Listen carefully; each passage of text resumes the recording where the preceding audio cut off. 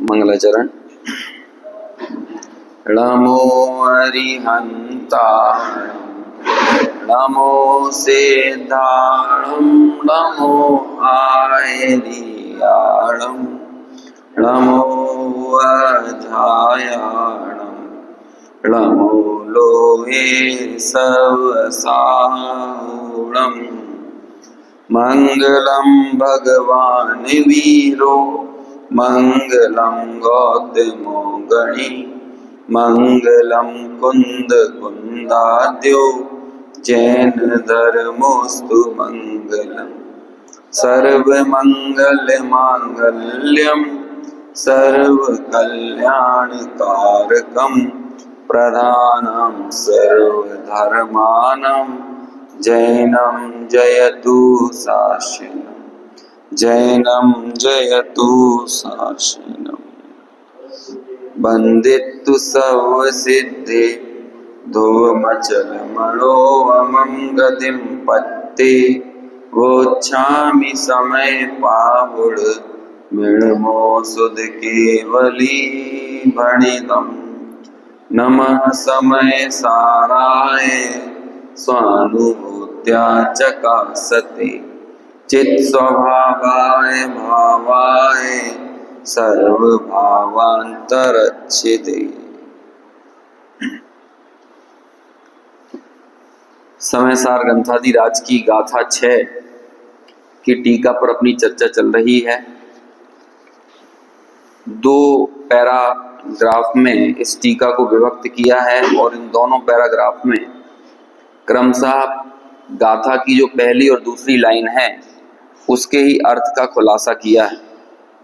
गाथा की पहली लाइन नविहोदी अपमत्तो नापमत्तो जान गोदू जो भावो कि आत्मा अप्रमत्त और प्रमत्त रूप पर्यायों को क्यों प्राप्त नहीं होता, इस बात को बताने के लिए पहले वाले पैराग्राफ में ये बात आई थी कि जो दुरंत कषाय चक्र है और ये कषायें कर्म पुद्गलों के कारण पैदा होती हैं, इनका अवलंबन जो है वो पौद्गलिक कर्म है। तो ऐसे पौद्गलिक कर्मों से उत्पन्न होने वाली कषायों का सद्भाव मुझ में नहीं है। जब मैं अपने आप को द्रव्य स्वभाव से देखता हूँ तो उन कषायों का चक्र या पौद्गलिक कर्म वो मुझसे भिन्न है। जब पौद्गलिक कर्म और कषायें मुझसे भिन्न हैं तो फिर ये सवाल ही पैदा नहीं होता कि मैं प्रमत्त रूप विकारी अवस्थाओं को प्राप्त होऊं। और जब मुझ में कभी विकार ही नहीं हुआ तो अविकार बनाना कैसे है? जब विकारी नहीं चढ़ा है तो अविकारी की बात ही नहीं उठती है। इसलिए मुझ में प्रमत्त और अप्रमत्त दोनों अवस्थाएं नहीं है। दूसरा पैराग्राफ कहता है एवं भणंति शुद्धम लादो जोसो दूसो चेव कि ज्ञायक तो जैसा है वैसा है, अपने ज्ञायक पने से ही वो शुद्धत्व को प्राप्त है। ऐसा वो ज्ञायक भाव, उसके ज्ञायक पने की सिद्धि करने वाला ये दूसरा पैराग्राफ है। कल हमने चर्चा की थी कि 2 तरह से अशुद्धता आ सकती है। भाव भावक भाव से अशुद्धता तो नहीं आ सकती, मतलब संबंध हमारा 2 तरह से परद्रव्य से जुड़ सकता है। या तो भाव भावक पने से जुड़ सकता है या ज्ञेय ज्ञायक पने से जुड़ सकता है। भाव भावक पने का निषेध तो पहले पैराग्राफ में किया। दूसरे पैराग्राफ में कहते हैं कि ये बात सही है कि मैं पर द्रव्यों को जानता हूं इसलिए वो मेरे ज्ञेय हैं और मैं उनका जानने वाला ज्ञायक हूं। इस तरह से पर द्रव्य से मेरा कनेक्शन तो हो रहा है, लेकिन वो कनेक्शन होने के बावजूद भी मैं ज्ञेय को जानने पर, ज्ञेयाकार होने पर भी ज्ञेयकृत अशुद्धता मुझ में नहीं आती है ना। ये बात कह रहे हैं। उदाहरण दिया था अग्नि का कि जैसे अग्नि जिसे दहन कहते हैं, दहन क्यों कहते हैं?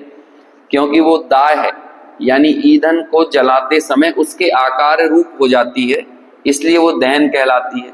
लेकिन फिर भी उस दाह की यानी ईंधन की अशुद्धता जैसे अग्नि पर नहीं आती, ऐसे ही ज्ञान ज्ञेयों को जानता है तो ज्ञेयों की अशुद्धता ज्ञायक में या ज्ञान स्वभाव में नहीं आती। ये अपनी चर्चा चल रही थी। पढ़ते हैं आगे। शुरू वाले पैराग्राफ से ही पढ़ता हूं, पेज नंबर 16 पर ऊपर से ही। और जैसे दाह यानी जलने योग्य पदार्थ के आकार होने से अग्नि को दहन कहते हैं, तथापि उसके दाहकृत अशुद्धता नहीं होती।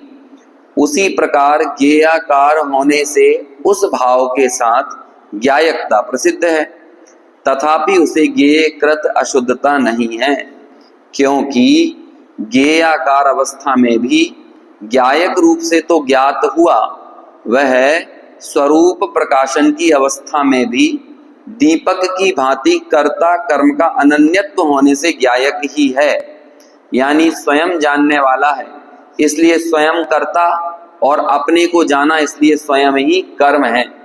देखो, पहले कर्ता और कर्मपना परद्रव्य के साथ बता रहे थे। कैसे कि ज्ञान ने परद्रव्यों को जाना, तो परद्रव्य तो ज्ञेय हैं, लेकिन मेरे लिए मैं भी तो ज्ञेय हूं। अब उदाहरण दे रहे हैं दीपक की भांति, जैसे कि इस कमरे में दीपक रखा हो, अब यहाँ पर दीपक जल रहा है, तो हमने बाहर किसी से बोला कि एक काम करो, कमरे में जरा दीपक उठा के लाना। तो अब इस कमरे में जो दीपक है उसे ढूंढने के लिए हम दूसरा दीपक लेके आएंगे क्या? क्यों? इस कमरे में अंधेरा था और हमने दीपक जलाया, तो दीपक से रोशनी फैली। अब दीपक तो कमरे की दूसरी चीजों को दिखा रहा है, लेकिन उस दीपक को कौन दिखाएगा? उस दीपक को भी वही दिखाएगा ना, उसे देखने के लिए कोई दूसरी वस्तु की जरूरत है क्या?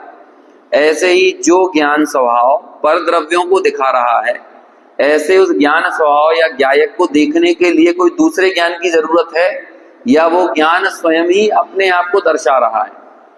इसे यहाँ कह रहे हैं वो स्वरूप प्रकाशन में स्वयं समर्थ है। ये वाली लाइन आई ना यहाँ पे, ज्ञेयाकार अवस्था में भी ज्ञायक रूप से ज्ञात हुआ, वह स्वरूप प्रकाशन की यानी स्वरूप को जानने की अवस्था में भी दीपक की भांति कर्ता कर्म का अनन्यत्व होने से ज्ञायक ही है। कर्ता कर्म का अनन्यत्व क्या हुआ? अन्यत्व किसको कहते हैं और अनन्यत्व किसे कहते हैं? जैसे मैंने इसको जाना, तो मैं तो कोई और हूं और ये जानने वाली वस्तु कोई और है, तो हम में और इस वस्तु में क्या है? मुझ में और इस वस्तु में अन्यत्व है।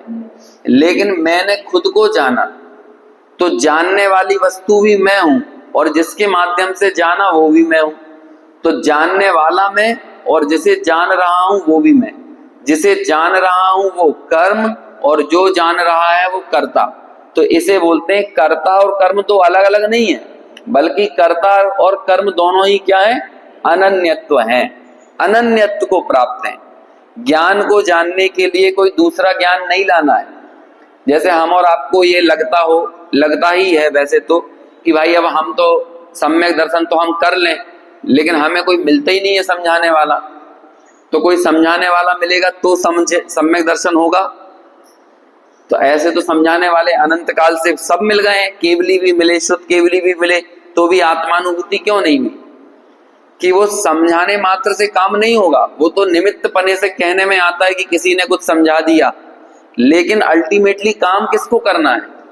मेरे जानन पने रूप, मतलब मैं ज्ञायक हूं, इस बात की प्रतीति, इस बात का ज्ञान, इस बात की अनुभूति कौन करेगा? कोई दूसरा ज्ञान करेगा या मेरे ही इस ज्ञान स्वभाव में ये समस्त कार्य होने वाले हैं? मुझे ही तो करना है ना। तो ये कह रहे हैं कि देखो अनादिकाल से हमें होता क्या है, हम दो भावों को जानने में लगे रहते हैं, या तो संयोग संबंधी या संश्लेष संबंधी। ये क्या होते हैं संयोग संबंध और संश्लेष संबंध? एक तो हमने कल देख लिया था ज्ञान ज्ञेय संबंध और भाव्य भावक। अभी दो और नए नाम मैंने आपको इंट्रोड्यूस कर दिए, संश्लेष संबंध और संयोग संबंध। संयोग संबंध जो होता है वो प्रत्यक्ष क्षेत्र से भिन्न रहता है ना। जैसे कि ये मोबाइल है, ये माइक है, आप सब हो, टेबल है, कुर्सी, ये सब क्या है? हम सब लोग अभी यहाँ पर स्वाध्याय के लिए 40-45 मिनट जुड़े, तो हम सब लोगों का ये कौन सा संबंध है? संयोग संबंध है। मैं माइक से बोल रहा हूँ, या इन कपड़ों का, इन सब का जो संबंध है वो कौन सा है? घर गृहस्थी, परिवार, मित्र, दुकान, कुटुंब, साधर्मी, है ना, समाज के लोग, देश के लोग, ये सब क्या है? सब संयोग संबंध है, जिनमें क्षेत्र की एकता नहीं होती। लेकिन जो एक ही क्षेत्र में दो अलग अलग द्रव्य रहें, तो वो कौन सा संबंध होता है? संश्लेष संबंध। जैसे कि मेरा और मेरे शरीर का संबंध कैसा है? संश्लेष संबंध। जैसा मेरा और कर्मों का संबंध कैसा है? संश्लेष संबंध। अब क्या होता है, जब हमारे जैसे ज्ञान की पर्याय उठी, अभी आप सबकी उठ रही है, मेरी उठ रही है, हम सब लोगों की ज्ञान की पर्याय उठी, तो उस ज्ञान की पर्यायों ने दो चीजों को ही विषय बनाया, या तो संयोग संबंध को या संश्लेष संबंध को। लेकिन जिसे जो ज्ञान इन संयोगी संबंधों को या संश्लिष्ट संबंधों को दिखा रहा है, वो ज्ञान को देखने के लिए हमें किसकी जरूरत है? उसी ज्ञान से ही तो वो काम होगा ना। यही तो कह रहे हैं कर्ता कर्म का अनन्यत्व। संयोग संबंध और संश्लेष संबंध मेरे ज्ञेय हैं, और मेरा ज्ञान स्वभाव तो ज्ञान है ही, ज्ञायक तो ज्ञान स्वरूप है ही। अब ज्ञायक से मैंने संयोग और संश्लेष संबंध को देखा, संयोग और संश्लेष संबंध ज्ञेय और ज्ञायक भाव ज्ञान। ज्ञायक मतलब ज्ञायक हो गया कर्ता, और ये संयोग और संश्लेष संबंध कौन हो गए? कर्म। तो इन दोनों कर्ता कर्म में क्या है? परस्पर अन्यत्व है कि अनन्यत्व है? समझ में आ रही है कि नहीं बात? कर्ता कर्म किसे कहते हैं? पहले तो बताओ कर्ता कर्म मतलब क्या होता है? कर्ता मीन सब्जेक्ट और कर्म मतलब ऑब्जेक्ट। वो होता था ना, क्या अपन इंग्लिश में सेंटेंस सीखते थे तो आता था ना, एक subject, helping verb, verb, object, ये सब आता था कि नहीं? अभी जैसे कि मैंने इस मोबाइल को जाना, अब इसमें कर्ता कर्म और क्रिया बताओ, सब्जेक्ट वर्ब एंड ऑब्जेक्ट बताओ। तीन चीजें मेन होती हैं किसी भी वाक्य की रचना के लिए। मैंने, ये कौन हो गया? सब्जेक्ट। मोबाइल को, ये क्या हो गया? ऑब्जेक्ट। और जाना, ज्ञान किया, जाना, ये क्या हो गया? वर्ब, क्रिया। समझ में आया ना? ये क्रिया हुई। तो जब मैं, अब दो तरह का मैं जानना बता रहा हूं, एक तो पर द्रव्य को जाना और एक मैंने खुद को जाना। तो जब मैं पर द्रव्य को जानता हूं तो कर्ता और कर्म के बीच में अन्यत्व है कि अनन्यत्व है? जब मैंने इसको जाना तो अन्यत्व और अनन्यत्व समझ रहे हैं? अनन्य मतलब पर द्रव्य और मुझ में कोई फर्क नहीं हो, दो नहीं है, एक ही है, उसे बोलते हैं अनन्यत्व। समझ में है ना? जैसे कि मेरे लिए मैं कौन? मेरे लिए मेरे से अनन्यत्व है कि अन्यत्व है? मैं मेरे लिए तो अनन्य हूं ना, लेकिन मेरे लिए कोई और वो क्या है? जैसे कि हम यहां पर बैठे हैं और हमने कहा कि बोलो इस कमरे में कितने लोग हैं? तो मान के चलो कि लगभग 15 लोग हैं। अब 15 में मैंने बाहर जाकर बोल दिया 15 लोग हैं, तो फिर सामने वाले ने पूछा तुम्हें मिला के कि तुम्हें हटा के, ये बोलते ना। तो यदि बोलते नहीं मुझे मिला के, अब मुझे मिलाकर यहाँ पर 15 लोग हैं, तो फिर यहाँ पर बाकी 14 लोग और मुझ में क्या फर्क है? लोग तो 15 के 15 हैं, लेकिन मेरा होना मेरे लिए इस कमरे में अनन्यत्व को लिए हुए है, और बाकी सबका होना मेरे लिए क्या है? अन्यत्व। सत्ता तो हम 15 के 15 लोगों की है, लेकिन इन 15 लोगों में मेरा होना कैसा है? मेरे लिए अनन्य है, और बाकी सबका होना मेरे लिए कैसा है? अन्य है। ऐसे ही ये पूरे विश्व में मैं भी ज्ञेय हूं और बाकी सब चीजें भी ज्ञेय हैं। मैं ज्ञेय हूं कि नहीं? अभी ये मत देखो कि मैं ज्ञान भी हूं, ज्ञायक हूं, इसको हटाओ। मैं ज्ञेय हूं कि नहीं? क्यों हूं मैं ज्ञेय? अरे मैं ज्ञेय क्यों? क्योंकि मुझ में एक प्रमेयत्व शक्ति प्रमेयत्व नाम का गुण पाया जाता है, जो कि एक सामान्य गुण है। वो प्रमेयत्व गुण क्या कहता है? जिस शक्ति के कारण द्रव्य किसी न किसी के ज्ञान का विषय अवश्य हो, तो मैं भी एक द्रव्य हूं, तो मुझ में भी प्रमेयत्व गुण पाया जाता है, इसलिए मैं भी किसी न किसी के ज्ञान का विषय बनूंगा कि नहीं? तो इसलिए मैं भी ज्ञेय हूं ना। तो अब इस विश्व में मेरे लिए बाकी सब भी ज्ञेय हैं और मैं भी मेरे लिए ज्ञेय हूं, लेकिन मैं अपने लिए कैसा ज्ञेय हूं? अन्यत्व वाला कि अनन्यत्व वाला? अनन्यत्व वाला। और मैं बाकी सबके लिए कैसा ज्ञेय हूं? बाकी सब मेरे लिए अन्यत्व है और मेरे लिए मैं कैसा हूं? अनन्यत्व। जब मैं दूसरों को जान रहा हूं उस समय मैं अपने आप को जान रहा हूं कि नहीं? अरे मैं बाकी सबका जान पना तो मैंने वास्तव में दूसरे किसी को जाना ही नहीं, है ना। जब केवली के लिए ये बात कही जाती है, मैंने मेरी इस ज्ञान की पर्याय ने क्या किया, मेरे इस ज्ञान की पर्याय में ये झलके, जो भी परद्रव है वो झलके, तो मेरी ज्ञान की पर्याय ने तो अपने ज्ञायक का ही अवलंबन लिया। समझ में आया ना? अवलंबन इन द सेंस क्या, वो मान नहीं रही है कि मैं ज्ञायक से निकली, मैं ज्ञायक रूपी हूं, मेरे चप्पे चप्पे में ज्ञायक पसरा हुआ नहीं है। लेकिन मेरे साथ दिक्कत क्या होती है कि जो झलकने वाली चीजें है ना, वो मेरे को बहुत परेशान करती हैं या वो मुझे बहुत खुश करती हैं। मेरा सारा का सारा फोकस किसकी तरफ होता है? जो चीजें झलक रही हैं, लेकिन जिसमें झलक रही है मेरा केंद्र बिंदु आज तक वो तत्व नहीं होता। आचार्य हमें ये बता रहे हैं कि देखो, जब तुम पर प्रकाशन कर रहे होते हो उस काल में भी स्व प्रकाशन तो हो ही रहा होता है। जैसे दीपक जब दूसरों को दिखाता है तब वो दीपक अपने आप को भी दर्शा रहा होता है, लेकिन हम उस दीपक को देखने के लिए कोई दूसरी वस्तु लेकर आए तो ये कैसे समझ में मतलब कैसे उचित हो सकता है? इस कमरे में सारी चीजें दिख रही हैं, किसके कारण दिख रही हैं? प्रकाश, रोशनी के कारण। लेकिन प्रकाश किसके कारण दिख रहा है? उसी प्रकाश के कारण तो दिख रहा है। जैसे हमने इस कमरे में आए तो अंधेरा था, फिर हमने ट्यूबलाइट जलाई तो ट्यूबलाइट से हमें सब दिखने लगी। लेकिन ट्यूबलाइट कैसे दिखी? ट्यूबलाइट के लिए दूसरी ट्यूबलाइट जलाना पड़ी क्या? जैसे ये ट्यूबलाइट तब दिखेगी जब वो ट्यूबलाइट जलाओगे, और वो तब दिखेगी जब ये जलाओगे। कैसे दिखेगी?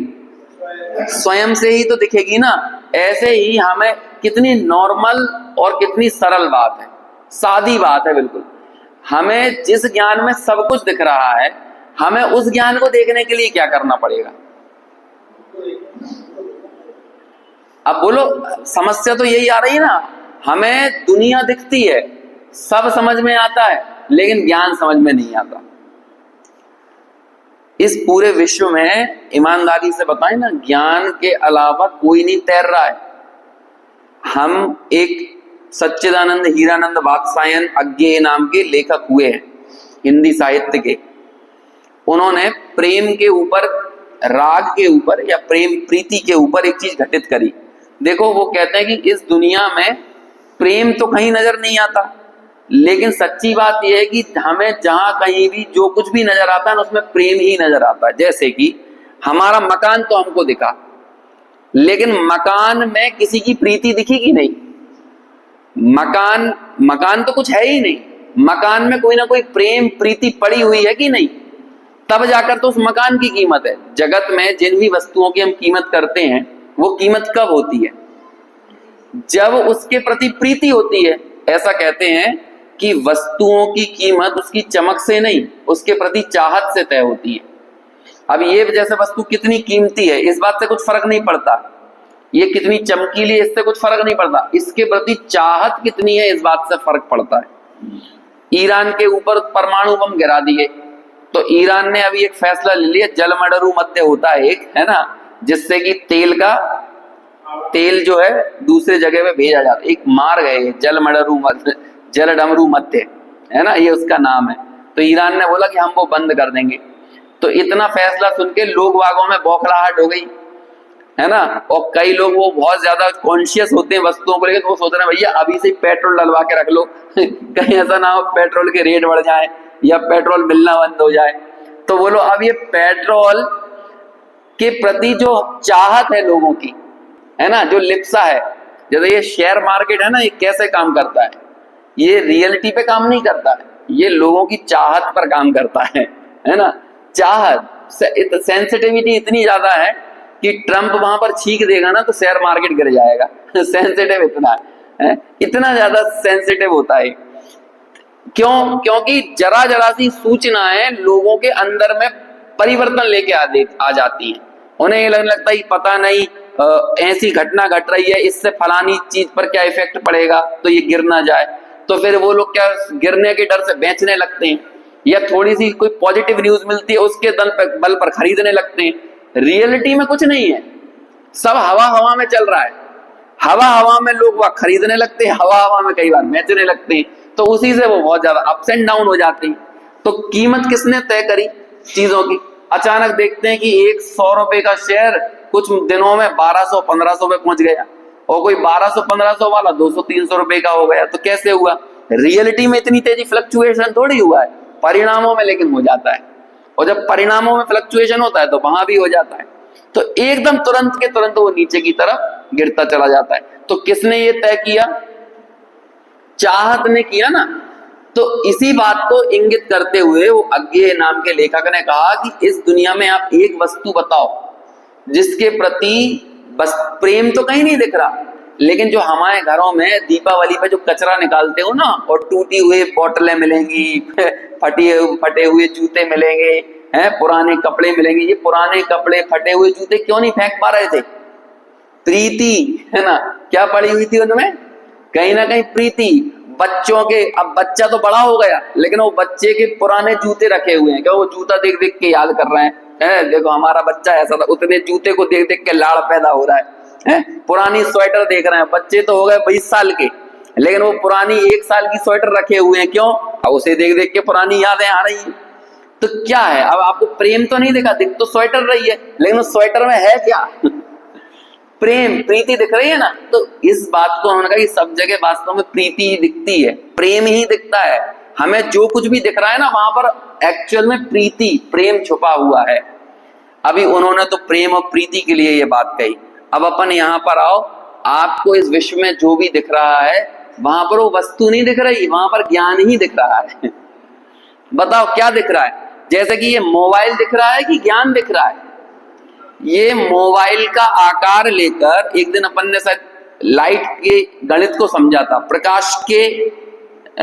प्रकाश कैसे काम करता है। जैसे कि ये लाइट, हमारी आंखें किसी वस्तु को ग्रहण नहीं करती, हमारी आंखें क्या ग्रहण करती हैं?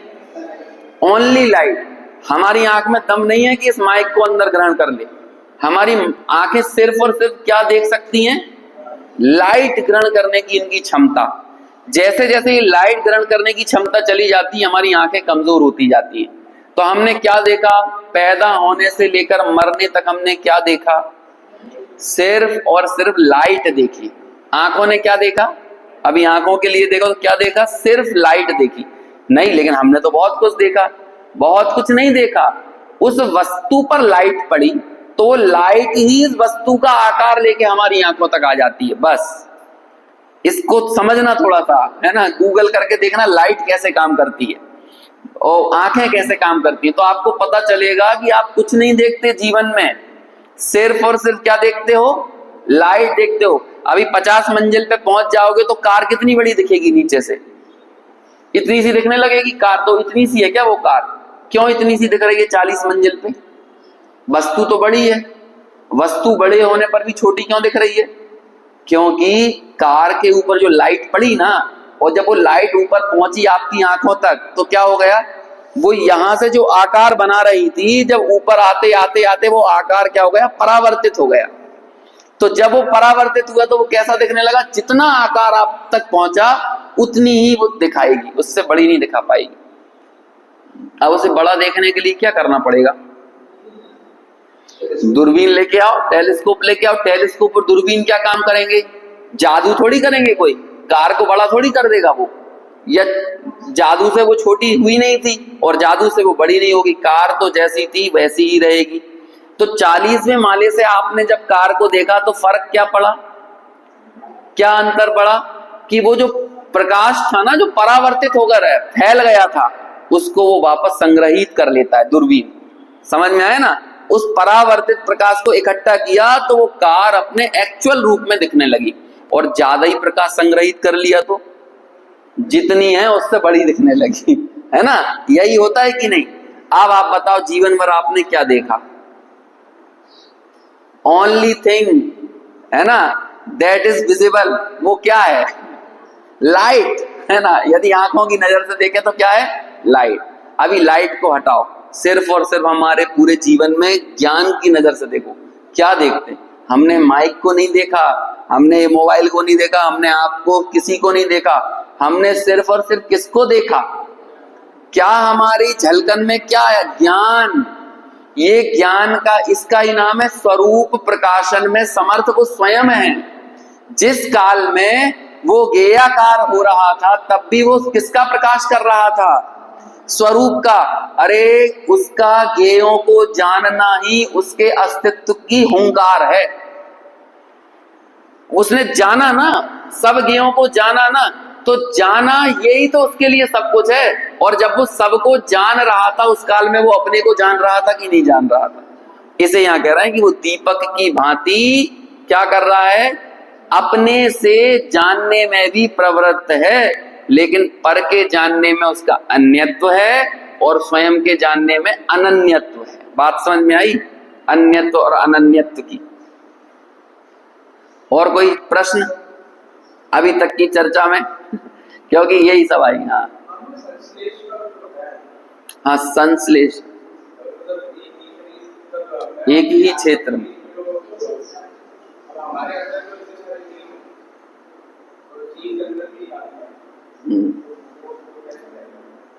हमारे अंदर जीव है, लेकिन जीव हमारे पूरे को घेर के थोड़ी रह रहे हैं। संश्लेष तो कहते हैं जितने में जीव है ना, जितने हिस्सों में जीव है उसके चप्पे चप्पे में उसी क्षेत्र में सेम, ऐसे नहीं पार्टली थोड़े से हिस्से में। जैसे कि आपके तपेली में आपने दूध और पानी मिला दिया, अब उसमें एक मक्खी गिर जाए तो मक्खी का संश्लेष संबंध नहीं माना जाएगा। भले मक्खी का क्यों नहीं माना जा रहा? क्योंकि वो पूरे क्षेत्र को कवर करके नहीं गिरी है, लेकिन दूध और पानी तो बिल्कुल एकदम संश्लिष्ट है। समझ में है ना?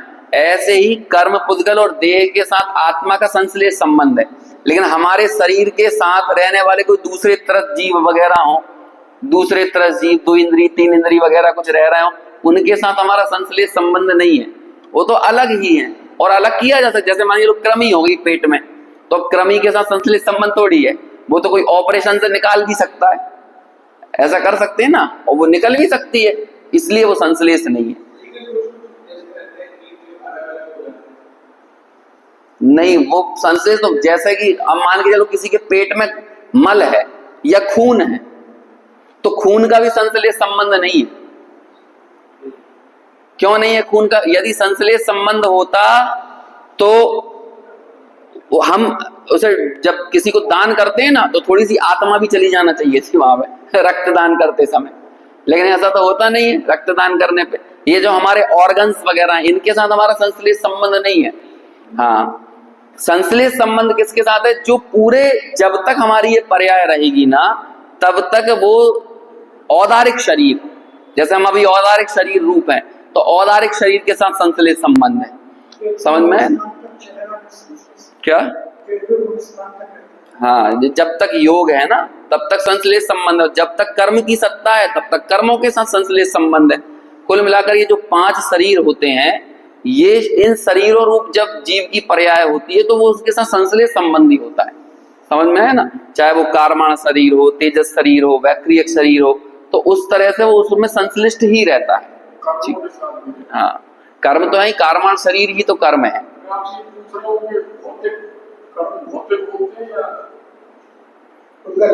भौतिक मतलब पुद्गल? हाँ बिल्कुल, भौतिक होते हैं, जैसे ये है ना ऐसे ही होते हैं कर्म, लेकिन वो इतने सूक्ष्म होते हैं, इतने सूक्ष्म होते हैं कि इंद्रिय गम्य तो है ही नहीं, है ना। उग्र अवधि ज्ञान का कदाचित विषय बने तो बने, है ना, वो भी बहुत मर्यादा के साथ, द्रव्य क्षेत्र काल भाव की मर्यादा के साथ वो विषय बन सकते हैं। इसलिए वो बहुत सूक्ष्म होते हैं, और इतने सूक्ष्म है कि तभी उनका इतना ज्यादा संश्लेष संबंध होता है, और उनमें संकोच और विस्तार शक्ति भी होती है। कि हाथी के शरीर में होंगे तो ऐसा नहीं है हाथी के शरीर में ज्यादा कर्म है और एक निगोदिया जीव के में कम कर्म है, ऐसा नहीं होगा। वो इतने सूक्ष्म है कि अब आप सोचो कि वो एक प्रदेश पर मान के चलो जीव का शरीर हो, तो वो सारे कर्म परमाणु भी सिमट कर वहीं आ जाएंगे। उनमें भी इतना संकोच विस्तार, पूर्ण गलन स्वभाव कहते ही है ना उनका, है ना, ऐसा उनका संकोच विस्तार शक्ति उनमें भी होती है। और वो महामत्स्य के शरीर में चले जाएं, 12.5 करोड़ घनी वजन का महामत्स्य है ना, ऐसे शरीर में चले जाएं तो वहां पर भी वो कर्म फैले रहेंगे। तो ऐसा उनके साथ आपस में संकोच विस्तार जैसे आत्मा का होता है, ऐसे ही वो भी इतने सूक्ष्म पुद्गल है कि उनमें भी संकोच विस्तार शक्ति होती है। आकाश की अवगाहना शक्ति कितनी है कि इस पूरे विश्व में जितने भी द्रव्य है ना, उन सब द्रव्यों को आकाश का एक प्रदेश जगह स्थान दे सकता है, उसकी अवगाहना शक्ति इतनी है। जितने जीव है ना, वो सारे के सारे विश्व के जीव, उसमें सिद्धों को भी शामिल कर लो, वो सब भी सिमट कर एक आकाश के प्रदेश पर आ सकते हैं, समझ में आया। और जितने पुद्गल हैं पूरे विश्व में वो भी सिमट कर एक आकाश के प्रदेश पर आ सकते हैं। ये तो क्या कहें, यही तो ताकत है ना, अकेले चैतन्य में ताकत थोड़ी है, सब द्रव्यों में अपनी अपनी सामर्थ्य है। जो हम समय नाम की चर्चा कर रहे थे तीसरी गाथा में कि समय की सामर्थ्य कितनी है, अरे सभी समय अपने अपनी सामर्थ्य को धारण किए हुए हैं और सभी अपने अपने सौंदर्य सहित हैं, यही बात तो वहां पर बताई जा रही थी। ये सब है जैसे जैसे भाई, यही तो ज्ञान की विशेषता है कि सोचो कि ऐसा वो ज्ञान सारे द्रव्यों को, एक एक प्रदेश को, एक एक अणु अणु को, परमाणु परमाणु को, उनके भूत वर्तमान भविष्य सर्व पर्यायों को उनके अविभागी प्रतिच्छेदों के साथ एक समय में जान लेता है। ये केवल ज्ञान की सामर्थ्य है। और वो केवल ज्ञान यदि कहीं से निकला तो कहां से निकला है? मुझ में से ही निकला ना। तो केवल ज्ञान की वैल्यू है कि मेरी वैल्यू है? जिस फैक्ट्री में से 5 लाख की कमाई हुई वो 5 लाख की कीमत है कि फैक्ट्री की कीमत है? फैक्ट्री की कीमत है कि नहीं? तो ऐसे ही यहाँ ये जो फैक्ट्री है ना, इससे अनंत केवल ज्ञान की पर्याय पैदा होने की इसमें सामर्थ्य है। तो इसलिए वजन इसमें है। और अभी हम यहाँ पर उसकी मूल स्वभाव की बात कर रहे हैं कि वो कैसा है मूल स्वभाव, कि वो पर प्रकाशन के काल में भी स्व प्रकाशन में समर्थ है। हमारा काम क्या है, हमारी जिम्मेदारी क्या है? मनुष्य पर्याय मिलने के बाद उसे दृष्टि में लेना है। इसका मतलब क्या है कि वो जिस काल में पर प्रकाशन कर रहा है उस काल में हम दिख गए ना, हमें हमारा ज्ञायक भाव दिख गया, जबकि वो ज्ञायक भाव ही प्रकाशित हो रहा है वास्तव में। लेकिन मोह का आभा मंडल कुछ ऐसा चढ़ा हुआ है कि उस मोह के कारण पूरी दुनिया में सब दिखता है लेकिन किसी को कोई ज्ञान नहीं दिखता। आप देखो दुनिया की विडंबना देखो, अभी हम लोगों की कितनी महिमा आएगी कि अभी यहाँ पे भोपाल में मेट्रो चालू हो रही है ना। तो अभी मेट्रो ट्रेन की महिमा, मेट्रो चालू हो जाएगी तो हम तुरंत जाएंगे, फिर सेल्फी खींचेंगे मेट्रो में बैठ बैठ के। देखो कितना बढ़िया ब्रिज बना दिया यहाँ से होशंगाबाद रूट से वहां तक की, है ना, दूरी कम हो गई। नया मॉल बन जाए, नया कंप्यूटर आ जाए, नया मोबाइल आ जाए, सबकी कितनी कितनी महिमा बहुमान आता है। हमें वो चीजें दिखती हैं लेकिन उन चीजों का रचनाकार नहीं दिखता है, किसने रचना की। ये मेट्रो लाइन डली होगी तो किसी के ज्ञान का विषय बनी होगी ना पहले। जब ज्ञान का विषय बनी होगी तब तो वो वापस बाहर में मूर्त रूप धारण कर रही है, लेकिन वो अमूर्त रूप से किसी ना किसी के ज्ञान का विषय बनी होगी कि नहीं। लेकिन बोलो हम में से कोई भी आदमी वो जिसके ज्ञान में इसका पूरी संरचना हुई उसके साथ हम सेल्फी खिंचाने जाएंगे? और चलो हमने उसके साथ सेल्फी भी खिंचा ली तो भी हमें उसका ज्ञान थोड़ी दिखेगा, तो भी हमें वो शरीर वाला आदमी तो दिखेगा। ज्ञान तो हमें दिख ही नहीं रहा है। हमें महिमा किसकी आ रही है? ज्ञेयों की इतनी महिमा आ रही है कि ज्ञान भाव का कहीं कोई मीमांसा ही नहीं हो रही है। सब जगह कंप्यूटर कैसे बना, मोबाइल कैसे बना, हमें इन्हीं चीजों की कदर आती है। अभी आवाज थोड़ा हुआ है ना, तभी तो यहाँ बैठे हैं सुनने के लिए है? यदि इतना भी ना हुआ होता तो अभी बहुत सारी और चीजें हैं, है ना। तभी थोड़ा तो आवाज हुआ है, कहीं ना कहीं अंदर में ये भावना जगी है। इतनी मंद कषाय रूप परिणमन हुआ है कि हमें ये लगता है कि कुछ तो हमें जानना है, कुछ तो हमें अपने लिए, हमने दूसरी उपलब्धियां तो बहुत हासिल कर ली है लेकिन अब हमें अपने प्रति कोई जिम्मेदारी को निभाना है कि मैं कौन हूं। अल्बर्ट आइंस्टीन का वो पढ़ना बायोग्राफी, उसमें उसने यही बोला कि जीवन में मैंने सब कुछ तो जान लिया और अब जीवन तो खत्म होने, मतलब वस्तुओं की सूक्ष्मता में जाकर ये देख लिया कि अणु परमाणुओं में भी कैसा काम करने की सामर्थ्य है। लेकिन ये जो मेरा जीवन है ना, एक महत्वपूर्ण प्रश्न के उत्तर से अनजान रह गया। यदि मुझे अगला जीवन मिला तो मेरी कोशिश यह रहना चाहिए कि मैं इस मूलभूत प्रश्न की तलाश करूं, और वो प्रश्न क्या है? मैं कौन हूं, है ना। इतने बड़े वैज्ञानिक ने ये बात कही। अब ये तो क्या कहें, जीवन के दौर में हम अलग अलग उम्र से जब गुजरते हैं तो हमें अलग अलग चीजों की कदर आती है, लेकिन जब थोड़ा बहुत हम में समझने की सामर्थ्य होती है ना कि अब इस जीवन को थोड़ा इस चीज में लगाया जाए कि भाई मैं कौन हूं, ये पर्याय की स्थिति ऐसी क्यों हो रही है, इसके बाद मेरे भावों का क्या होगा, कहाँ जाएगा, क्या मेरी सत्ता इस शरीर के मिटने के साथ मिट जाएगी या इसके बाद भी कहीं कोई सत्ता रहेगी। ऐसे ये जो कुछ मूलभूत प्रश्न हैं उनको तलाशने की जब हमको थोड़ी सनद होती है ना, तब तक पता चलता है कि पर्याय के जाने का समय हो जाता है। ये पूरी स्थिति के तो चित्रण दौलत राम जी ने किया। बाल पने में ज्ञान न लयो, तरुण समय तरुणी रत रहो, और अर्ध मृतक संबूढ़ापनो, कैसे रूप लखे आपनो। हमें हर दौर में लगता है धर्म करने के लिए कोई टाइम विशेष होता होगा, बाकी हर चीज करने का तो टाइम है। हाँ, 24 साल के हो गए, 25 साल के हो गए तो तुरंत दिखने लगता तो शादी की उम्र हो गई, शादी की उम्र हो गई, है ना। पढ़ाई के लिए हमें उम्र दिखने लगती है, शादी की उम्र दिखने लगती है, घूमने फिरने की दिखने लगती है, खाने पीने की दिखने लगती है, हर चीज का समय दिखता है हमको। लेकिन अपने जीवन में ये दौर किसी को नहीं दिखता कि हम सबसे जरूरी प्रश्न की तलाश करें कि यदि इस पर्याय की स्थिति यहीं पूर्ण हो गई तो इसके बाद क्या होगा।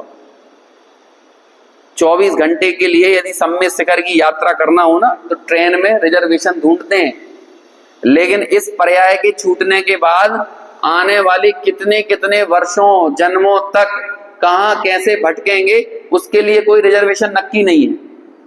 तब क्या होगा? और 24 घंटे की यात्रा के लिए 2-2 महीने पहले सचेत हो जाते हैं। पहले 4 महीने का रहता तो 4 महीने सचेत हो जाते थे। या हम तो कह रहे हैं यदि 12 महीने पहले का भी कर दोगे ना रिजर्वेशन तो आदमी 12 महीने पहले से करवाने लगेगा।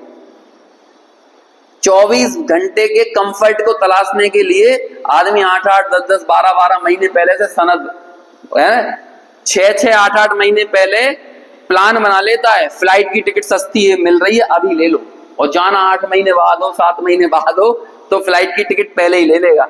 समझ में आया? घंटे 2 घंटे का कंफर्ट इतना जरूरी होता है, लेकिन इस पर्याय के छूटने के बाद अनंत काल कहां कैसा बीतेगा इसके लिए कोई जागरूकता और सचेतता नहीं है। हाँ, तो ये निश्चित है। ये हम कब बोल रहे हैं? हम ज्ञायक भाव को जानकर बोल रहे हैं या बिना जाने बोल रहे हैं? यदि बिना जाने बोल रहे हैं तो ये बोलने का हमें अधिकार नहीं है, क्योंकि यदि हमें पर्याय निश्चित लग जाएंगी ना, इसका मतलब ही है कि ज्ञायक पर दृष्टि जाएगी ही जाएगी, पर्याय को देखने की बुद्धि छूट जाएगी। हम कह तो रहे जब जब सम्यक दर्शन की बात आती है तो कह देते हैं पर्याय सब निश्चित हैं, लेकिन अभी दुकान खोलने की बात आ जाए, मकान दुकान घर चलाने की बात आ जाए, तब कुछ निश्चित नहीं दिखता है। तब तो वहां सब अनिश्चित है, तब तो लगता है हम नहीं करेंगे तो कौन करेगा, है। जब सब निश्चित है तो बच्चों के लिए पैसा कमाना छोड़ दो, वहां निश्चित नहीं दिख रहा है। लेकिन जब नहीं, मतलब ऐसा आता है ना, ये गुरुदेव का ही उत्तर दे रहा हूं मैं, मेरा उत्तर नहीं दे रहा हूं। जब गुरुदेव से भी ये प्रश्न किया कि जब हमारे केवली भगवान ने हमारे अनंत भाव देखे होंगे तो फिर हमारा पुरुषार्थ करना बेकार है, गुरुदेव से ऐसा प्रश्न किया तो उन्होंने पूछा गुरुदेव ने कि तुम ये बात केवली भगवान का श्रद्धान करके बोल रहे हो कि बिना श्रद्धान के बोल रहे हो? यदि केवली भगवान का श्रद्धान करके ये बात बोल रहे हो तो सुनो, केवली भगवान ने तुम्हारे अनंत भाव देखे ही नहीं है, और केवली भगवान का श्रद्धान किए हुए बिना बोल रहे हो तो तुम्हें ये कहने का अधिकार नहीं है।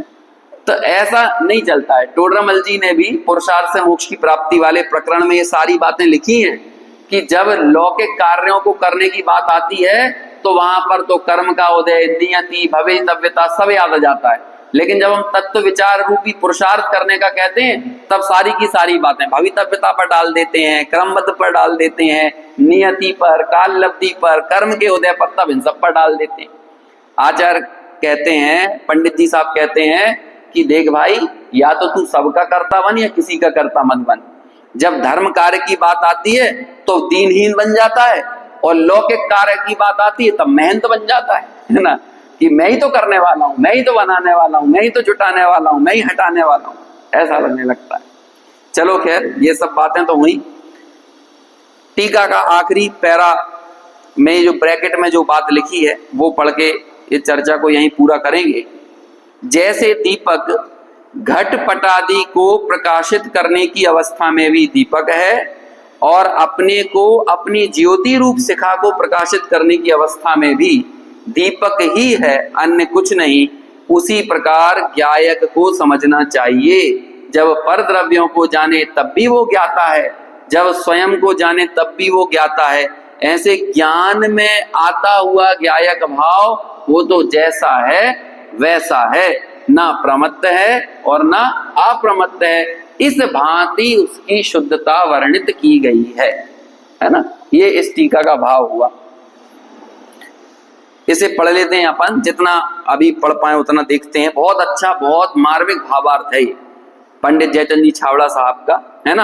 हालांकि हमने पिछले 4-5 दिनों में टीका पर जो चर्चा की है, अब उस चर्चा के बाद इसको समझना उतना ज्यादा मुश्किल है नहीं, इसलिए हम सीधे सीधे भी पढ़ेंगे तो मैं ये मान के चलता हूं कि आपको ये समझ में आएगा। देखो पढ़ते हैं। अशुद्धता पर द्रव्य के संयोग से आती है। अब ये वाला वाक्य तो मैं कितनी बार बोल चुका पिछले 5-6 दिनों में। क्या कह रहे हैं? अशुद्धता कैसे आती है? पर द्रव्य के संयोग से आती है। उसमें मूल द्रव्य तो कभी अन्य द्रव्य रूप नहीं होता, मात्र पर द्रव्य के निमित्त से अवस्था मलिन हो जाती है। कभी भी एक द्रव्य, मूल द्रव्य जो है, भले अन्य द्रव्य मिल गया मूल द्रव्य में, लेकिन मूल द्रव्य तो मूल द्रव्य ही रहता है। अन्य द्रव्य के मिलने के कारण सिर्फ ऊपर ऊपर मलिनता आई, लेकिन मूल द्रव्य कभी भी बदल नहीं जाएगा। अरे गंगा और जमुना के पानी को भी आपस में मिलाओगे ना, तो जानकार ये बताते हैं कि हम तो दोनों को अलग करने की विधि जानते हैं। पानी में ऑक्सीजन और हाइड्रोजन दोनों मिले हैं, लेकिन बोलो दोनों मिले हुए होने पर भी दोनों को अलग कर पाते हैं कि नहीं? अपने BHEL में ही होता है ये काम। ऑक्सीजन के सिलेंडर भरे जाते हैं पानी में से, हाइड्रोजन को अलग कर करके ऑक्सीजन के सिलेंडर भर लेते हैं, और हाइड्रोजन को अलग करके हाइड्रोजन भर लेते हैं। तो बोलो क्या हुआ? मिले हुए तो थे, जब मिल गए दोनों ऑक्सीजन और हाइड्रोजन, तो दोनों ने क्या किया? दोनों ने अपना काम करना छोड़ दिया। कैसे छोड़ा? ऑक्सीजन क्या काम करती है? जलती है कि जलाती है? जलाती है। और हाइड्रोजन क्या करता है? जलता है। हाइड्रोजन जलता है और ऑक्सीजन जलाता है। एक का काम क्या है? जलना, और एक का काम क्या है? जलाना। जब दोनों मिल गए तो बुझाने का काम करने लगे। क्या करने लगे? दोनों ने मिलके अपना काम छोड़ दिया। एक ने जलना छोड़ दिया और एक ने जलाना छोड़ दिया, और क्या काम चालू कर दिया? बुझाना चालू कर दिया। तो ऐसे बोलो, संसार में भटकाने का काम पुद्गल करता है कि जीव करता है? दोनों ही नहीं करते हैं, समझ में आया ना। लेकिन जब दोनों मिल जाते, मोह किसकी पैदाइश? मोह किसका बच्चा है? पुद्गल का कि जीव का? अरे अकेला पुद्गल रहे तो भी मोह ना पैदा हो, अकेला जीव रहे तो भी ना हो। लेकिन जब दोनों मिल जाते हैं तो क्या करते हैं? पुद्गल का काम स्पर्श रस गंध वर्ण, जीव का काम ज्ञान दर्शन। मोह तो दोनों का ही काम नहीं है, लेकिन दोनों मिल गए तो क्या काम करने लगे? मोह पैदा करने लगे। ये हुआ ना। लेकिन देखो दोनों मिल गए, ऑक्सीजन और हाइड्रोजन मिल गए, मिले, अशुद्ध परिणमन होने लगा दोनों का, लेकिन इसके बावजूद भी उन दोनों ने अपना मूल काम नहीं छोड़ा, क्योंकि जहां उनको अलग किया तो वापस से वो क्या करने लगे? ऑक्सीजन जलाने लगी और हाइड्रोजन जलने लगा। हो गया कि नहीं? दोनों अलग हो गए। यदि अनादि काल से पानी के साथ रहते रहते, जब से पानी है तब से ही हाइड्रोजन और ऑक्सीजन एक दूसरे के साथ मिलकर रह रही हैं कि नहीं? अनादि काल से एक दूसरे से मिलकर रहने पर भी कभी भी ऑक्सीजन ने अपना काम नहीं छोड़ा और हाइड्रोजन ने अपना काम नहीं छोड़ा। हम भी अनादि काल से किसके साथ रह रहे हैं? कर्म के साथ, लेकिन हमने भी कभी अपना मूल काम नहीं छोड़ा। इसे यहाँ कह रहे हैं कि मूल द्रव्य तो अन्य द्रव्य रूप नहीं होता, मात्र क्या होता है? पर द्रव्य के निमित्त से अवस्था। अवस्था मतलब पर्याय, परिणमन, तात्कालिक परिणमन, क्षणिक परिणतियां, सिर्फ वही मलिन हो जाती हैं। अब देखो क्या करना है? द्रव्य दृष्टि से तो द्रव्य जो है वही है, और पर्याय दृष्टि से देखा जाए तो मलिन दिखाई देता है। अरे उन वैज्ञानिकों ने हाइड्रोजन और ऑक्सीजन को पानी की मिली हुई अवस्था में यदि अलग अलग नहीं देखा होता तो अलग कभी कर भी नहीं पाते। मिली हुई अवस्था में उनने अलग देख लिया कि भले ऑक्सीजन में ऑक्सीजन और हाइड्रोजन पानी में मिले हुए हैं, लेकिन फिर भी दोनों भिन्न हैं और दोनों की भिन्नता का अनुभव करते हुए दोनों को अलग अलग कर दिया। ऐसे ही हमें भी इस वर्तमान बंद पर्याय के बीच में ज्ञायक की निर्मल परिणति को स्वीकार करना पड़ेगा और ये जानना पड़ेगा कि ज्ञायक भाव तो ज्ञायक ही है, जानन पना तो जानन पने रूप से ही परिणत हो रहा है। इस ज्ञायक भाव ने अपने जानन पने को कभी नहीं छोड़ा। इस द्रव्य दृष्टि से जब हम आगे बढ़ते हैं तो क्या कह रहे हैं, तो द्रव्य दृष्टि से तो द्रव्य जो है वही है और पर्याय दृष्टि से देखेंगे तो मलिन दिखाई देता है। इसी प्रकार आत्मा का स्वभाव ज्ञायकत्व मात्र है और उसकी अवस्था पुद्गल कर्म के निमित्त से रागादि रूप मलिन है। तो जो मलिन पर्याय, मलिन अवस्था है वो तो पर्याय है। पर्याय दृष्टि से देखा जाए तो वह मलिन ही दिखाई देता है और द्रव्य दृष्टि से देखा जाए तो ज्ञायकत्व तो ज्ञायकत्व ही है, वह कहीं जड़त्व नहीं हुआ। कर्मों के साथ, शरीर के साथ, अनादि बंध पर्याय के साथ रहते हुए भी वो कभी भी जड़ नहीं होता, ज्ञायक तो ज्ञायक ही रहता है। यहां द्रव्य दृष्टि को प्रधान करके कहा है कि जो प्रमत्त अप्रमत्त के भेद हैं वे तो पर द्रव्य के संयोग जनित पर्याय हैं। यह अशुद्धता, कौन सी अशुद्धता? प्रमत्त अप्रमत्त पर्याय वाली अशुद्धता द्रव्य दृष्टि में गौण है, क्योंकि वो व्यवहार है, अभूतार्थ है, असत्यार्थ है, उपचार है, फॉर्मेलिटी मात्र है। उसे प्रमत्त अप्रमत्त कहना, उसे मिथ्या दृष्टि सम्यक दृष्टि कहना, ये तो उपचार है, आत्मा के साथ औपचारिक कथन है। यह अशुद्धता द्रव्य दृष्टि में गौण है ना। हाँ, द्रव्य दृष्टि शुद्ध है, अभेद है, निश्चय है, भूतार्थ है, सत्यार्थ है, परमार्थ है। इसलिए आत्मा ज्ञायक ही है, उसमें कोई भेद नहीं है, इसलिए वह प्रमत्त और अप्रमत्त नहीं है। आगे की और जो चर्चा है वो अपन कल करेंगे और कल इसको पूरा करके फिर 7वीं गाथा को शुरू करने से पहले थोड़ा सा एक बार नयों का सामान्य परिचय प्राप्त करेंगे, क्योंकि तभी जाकर हमको वो 7वीं गाथा का भाव समझ में आएगा। तो ऐसी शेष चर्चा आगे कर।